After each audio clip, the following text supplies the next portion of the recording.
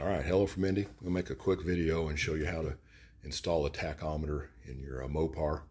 Probably work on other vintage cars, but this is for Mopar guys. And this will work.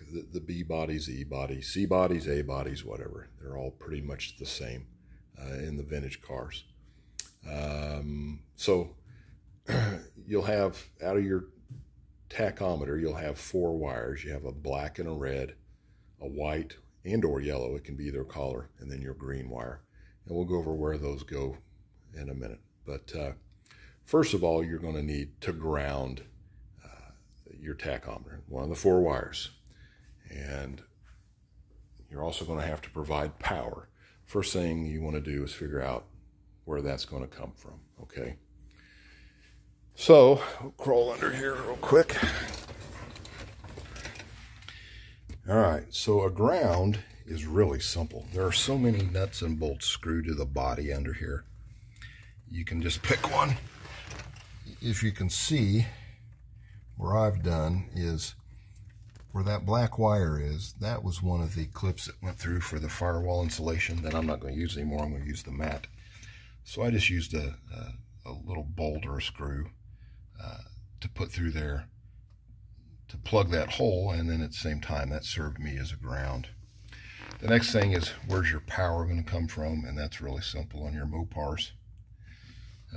So if you look, and I've got my little test light here, and you can see I've just got it clipped to that brace bar, and you've got these 2 extra ports here on your fuse panel, battery and accessory. If you touch the battery, you see this thing lights up. Accessory, there's nothing going on. If I turn the key on, the run position, now accessory provides power. Of course, battery always does.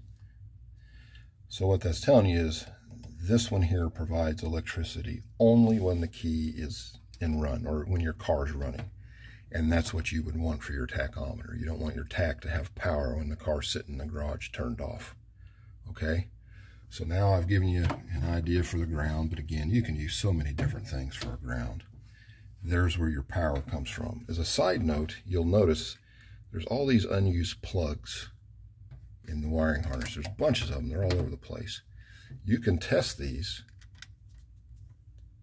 See, that doesn't do anything. But some of them I've already tested. Some of them provide power. You could use one of those if you were already using this for something else. Okay? So now we know, and I haven't done it yet, but that is where I'm going to hook my power line up to that. Let me get out of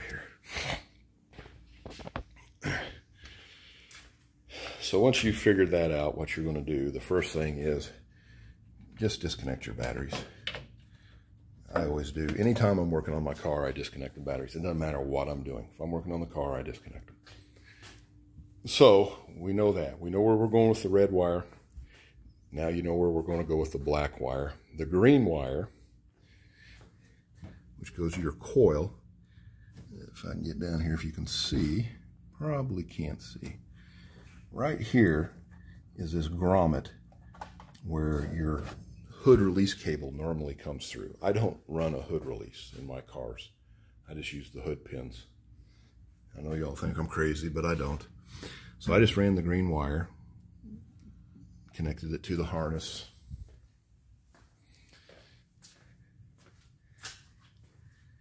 You can see, you probably can't even see it. I've got it hidden in there. Here it is here. Comes up, connects to the negative on the coil. It's called the signal wire is what people call it, but it's the coil wire. It's the green wire, goes to the negative on the coil. So you just got to figure out a way to route that. Okay? Last is that yellow wire and or the white wire I talked about. The intent of that wire is that you can run it to the switch, your light switch, so when you turn your lights on, that light will work, or you turn it off, your lights will go off. If you wanted to do that, you could do that and figure out how to do that. I don't do that. I just splice it in with my power cable, so my light is always on. If the car's on, the tack light's on. I don't need it to be off.